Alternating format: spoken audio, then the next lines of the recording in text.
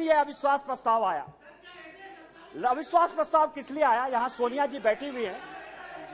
सोनिया जी का मैं बड़ा सम्मान करता हूं सर। सोनिया जी, मुझे जो लगता है कि उनके पार्टी की उनकी दो मनस्थिति है। वो एक हिंदू सभ्यता संस्कृति में बिलीव कर रही हैं, इसीलिए अलौकिका पंडिता की तरह जो पूरा किताब में लिखा हुआ है कि क्या क्या करना चाहिए एक भारतीय नारी को, उसका पूरा का पूरा पिक्चर सोनिया जी देती है। उनको दो काम करना है, बेटे को सेट करना है और दामाद को भेंट करना है।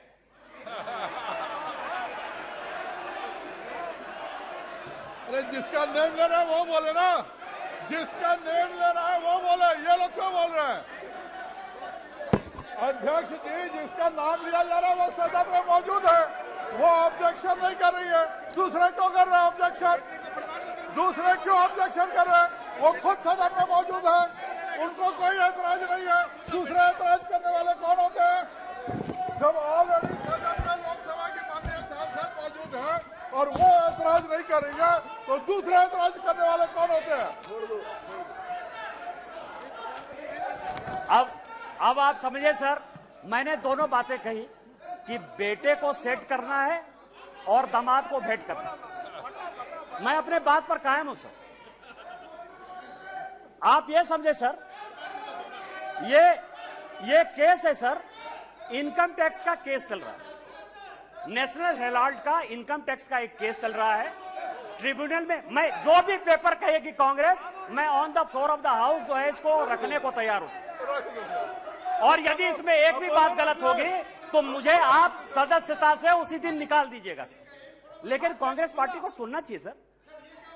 इनकम टैक्स अथॉरिटी ने कहा कि ये फाउंडेशन के जितने इनके केस है, नेशनल हेराल्ड के जितने केस हैं, उसकी असेसमेंट करें। हाई कोर्ट का आदेश सर, हाई कोर्ट का आदेश आ गया, हाई कोर्ट का आदेश आ गया कि इसको जो है सेंट्रलाइज करना। ये हाई कोर्ट का आदेश है सर। अभी ये सुप्रीम कोर्ट चले गए। अब आप समझिए कि इनकम टैक्स से बचने के लिए 1 लाख रुपया देके कोई 5,000 करोड़ की कंपनी ले सकता है। ये मैडम सोनिया जी और राहुल जी बता सकते हैं सर, कोई दूसरा नहीं बता सकता। और ये कह रहे हैं कि केवल हमारे ऊपर ये चीजें होती है। यहां जीएम सिद्धेश्वर बैठे हुए सर, हमारे पार्टी के सांसद हैं जीएम सिद्धेश्वर। अब भी 80 करोड़ रुपया उन्होंने इनकम टैक्स में भरा है सर। यदि मोदी जी आपको चोर कहने की बात करते हैं तो अपने पार्टी के भी लोग जो दोषी हैं उनको भी 80 करोड़ रुपया दिया। मैं ऑन रिकॉर्ड कर रहा हूं सर, जीएम सिद्धेश्वर को 80 करोड़ देना पड़ा। बीजेपी के 4 बार के सांसद हैं और आप इनकम टैक्स के लिए बचाव करने के लिए सुप्रीम कोर्ट जाने की बात करते हो। ईडी की रेड होती है सर। और मैं आपको बताऊं कि एक भाग गया है, भंडारी है, मैं उसका पूरा नाम नहीं लूंगा क्योंकि भंडारी कोई भी हो सकता है सर। किसी भी दिन वो यूके से लौट कर आ जाएगा। मैंने इसी हाउस में कहा था कि किसी आदमी का जो है, दामाद जी का जो है मकान है लंदन में, ये कोर्ट का ऑर्डर है सर। एक आदमी जो भागा उसका नाम है सीसी थम्पी। कोर्ट के आदेश के बाद उसका बेल हुआ। इस कोर्ट का ऑर्डर है सर। उस कोर्ट के ऑर्डर में सीसी थम्पी ने ये एक्सेप्ट किया कि उसने जो दामाद जी हैं, दामाद जी के नाम पर कौन दामाद, कोई भी दामाद हो सकता है। इनको दामाद जी से क्या प्रॉब्लम है सर? मेरा भी दामाद हो सकता है। 12 ब्रांसन स्क्वायर थम्पी ने, जिसको थम्पी ने, कोर्ट ने आदेश दिया कि जब जरूरत होगी तुम आ जाना। आप समझिए कि वो भाग गया। उसने कहा कि 12 ब्रांसन स्क्वायर जो है हमारा है।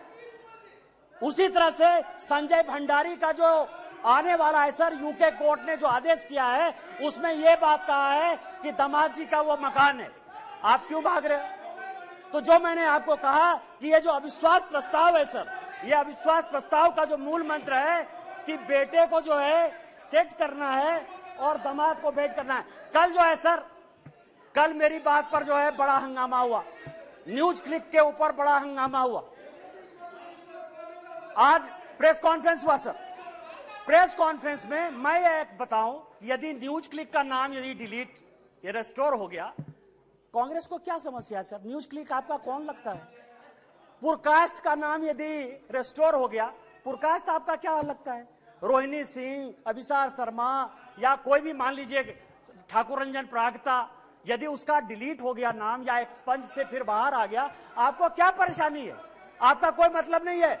और मैं ऑन रिकॉर्ड एक और रिविलेशन करना चाहता हूं सर, कि सीपीएम के जो जनरल सेक्रेटरी, पूर्व जनरल सेक्रेटरी थे प्रकाश कारात साहब, उनका पूरा का पूरा मेल मैं ऑन रिकॉर्ड आपको लाना चाहता हूं कि जो वो नेवेली राय सिंघम था उसके साथ उनके हजारों मेल हैं। और जब आप कहेंगे मैं ऑन रिकॉर्ड उसको पेश कर दूंगा सर कि सीपीएम किस तरह से देशद्रोही पार्टी के साथ है। हम तो आइडियोलॉजी में मानने वाले हैं। यदि हमने सीपीएम के साथ लड़ाई की आइडियोलॉजिकल, तो आज तक हमने सीपीएम के साथ समझौता नहीं किया, आज तक हमने समझौता नहीं किया। यदि हमने कहा कि कोई मुस्लिम लीग जिसने कि भारत विभाजन किया, आज तक वोट बैंक की राजनीति के बाद हमने मुस्लिम लीग के साथ नहीं लिया। लेकिन आपको जिस कांग्रेस पार्टी ने रोज रोज जलील किया, उसके साथ आप किस आधार पर जो है शासन में हो? मैं आपको बताऊं, मैं आपको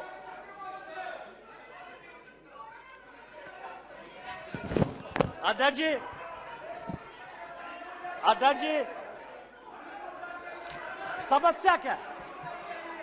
समस्या क्या है कि हमने जो है एक क्विट इंडिया मूवमेंट जो है स्टार्ट किया है। माननीय प्रधानमंत्री जी जो है गरीब के बेटे हैं, गरीबी को समझते हैं। एक विकास की पट्टी देखकर आपने अभी पूरे पार्लियामेंट को देखा कि किस तरह से परेशान हुआ। कारण क्या है सर? मैं जिस इलाके से आता हूं, मैं आपको बताता हूं कि रीजन क्या है और इतना बड़ा बखेड़ा क्यों। मैं जिस इलाके से आता हूं वहां संथालपरना इलाका है सर। यदि रात हो जाए तो यदि कोई बीमार हो जाए तो उसको गंगा नदी टपने के लिए कोई पुल नहीं था सर। आजादी के 75 साल बाद आज वो पुल बन रहा है साहबगंज का सर। झारखंड इस देश में सबसे ज्यादा माइंस और मिनरल्स देता है सर। 40% से ज्यादा माइंस और मिनरल्स इस देश का झारखंड में। उसके बावजूद भी सबसे ज्यादा बेरोजगारी, सबसे ज्यादा भ्रष्टाचार, सबसे ज्यादा विस्थापन, सबसे ज्यादा पलायन उस झारखंड में।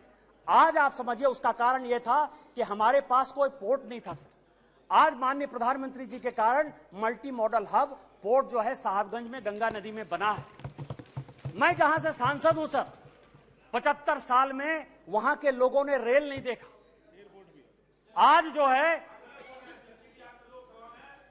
मैं गोड्डा की बात कर रहा हूं, गोड्डा जहां से मैं सांसद हूं, गोड्डा जो मेरा नाम है, मैं आपको बताऊं सर 75 साल में गोड्डा के लोगों ने रेल नहीं देखा।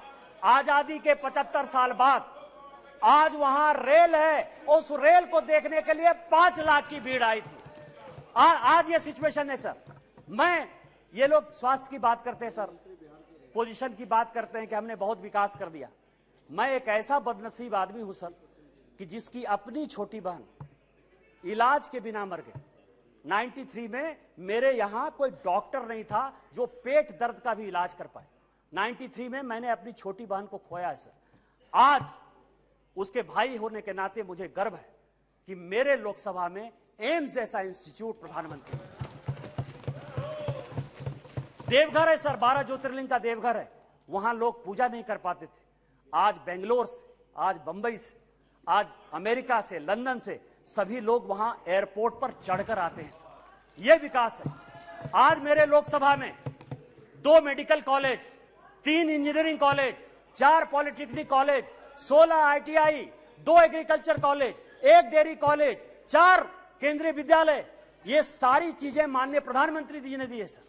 इनका विरोध यह है कि गरीब के घर में जो चूल्हा जल रहा है, जो घर घर में पानी जा रहा है, जो नल जल की पहल चल रही है, जो गंगा से पानी देवघर आने की बात चल रही है, उसका यह विरोध है सर। इनका विरोध यह है कि बाइडेन ऑटोग्राफ क्यों लेता है। इनका विरोध यह है कि पापुआ न्यू गिनी का जो है प्रधानमंत्री उनका पांव क्यों छूता है। इनका विरोध यह है कि ऑस्ट्रेलिया का जो प्रधानमंत्री है वो उनको बॉस क्यों कहता है। माननीय प्रधानमंत्री जी ने चाहे पिछड़े इलाके हो, चाहे देश हो, चाहे दुनिया हो, जितना काम किया है उसके कारण इनको लगता है कि 2024 में नहीं आने वाले हैं। मैं अध्यक्ष जी अपनी बात महाभारत से खत्म करना चाहता हूं। महाभारत में महाभारत का एक बड़ा कहानी है सर कि द्रौपदी का चीरहरण हो रहा था और पूरे चाहे कौरव पक्ष के लोग हों चाहे पांडव पक्ष के लोग हों वो सभी जो है चीरहरण को देख रहे थे। अध्यक्ष महोदय, आज माननीय प्रधानमंत्री जी, ये लोग नहीं समझेंगे सर, ये लोग इसीलिए नहीं समझेंगे कि माननीय प्रधानमंत्री जब परिवारवाद की बात करते हैं ना तो इनको लगता है कि परिवार की बात करते हैं। माननीय प्रधानमंत्री जी परिवार की बात नहीं करते हैं। वकील का बेटा वकील हो जाए क्या दिक्कत है? आईएएस का बेटा आईएएस होता है सर। यहाँ डीजी हैं आरपीएफ के, वो आईपीएस भी हैं, उनके दोनों बेटे आईएएस बने सर, जो अपनी योग्यता क्षमता के साथ आते हैं। परिवार को वो क्या कहते हैं, आज मेरे यहाँ का नेतृत्व क्या है? माननीय प्रधानमंत्री जी गरीब परिवार से हैं। माननीय नड्डा जी ये हैं जिनके परिवार में कोई पॉलिटिक्स भी नहीं था। माननीय राजनाथ जी बैठे हुए हैं, माननीय राजनाथ जी बैठे हुए हैं, एक कॉलेज में जो है पढ़ाते थे सर, और आज समझिए कि इनको भगवान ने जो है पार्टी का राष्ट्रीय अध्यक्ष भी बनाया, डिफेंस मिनिस्टर है, होम मिनिस्टर है सर, जिनके आगे पीछे जो है कोई पॉलिटिक्स में नहीं है। हमारे जैसे लोग हैं। क्या है कि यहाँ जितना परिवार है ना वो इनके पीछे हैं जो कि परिवार का आदमी नहीं है, और वहां समस्या ये है कि वो सभी परिवारवाद जो है वो उनका जो नेता है, इसीलिए उनका परिवार और परिवारवाद में फर्क है, उनको नहीं समझ में आएगा सर। तो मैं आपको ये कह रहा हूं सर कि आज जो ये अविश्वास प्रस्ताव है सर, अविश्वास प्रस्ताव एक गरीब के बेटे के खिलाफ है। आज जो ये अविश्वास प्रस्ताव है उस आदमी के खिलाफ है जिसने कि लोगों को मकान बना के दिया। आज अविश्वास प्रस्ताव उस आदमी के पीछे है जिसने कि लोगों को पीने का पानी दिया। आज अविश्वास प्रस्ताव उस व्यक्ति के खिलाफ है जिसने शौचालय दिया। आज अविश्वास प्रस्ताव उस आदमी के खिलाफ है जिसने सबों के घर में उजाला लाने की कोशिश की, गरीब के खिलाफ है। और जितने बहस होंगे सर वो माननीय प्रधानमंत्री जी की नीतियों का चीरहरण करेंगे, जैसे द्रौपदी का चीरहरण हुआ है। मैं आपको कहना चाहता हूं इतिहास से कि चाहे राम मंदिर बना दिया हो, 370 जो हमारी थी धारा, वो सारा तो हमने बना ही दिया।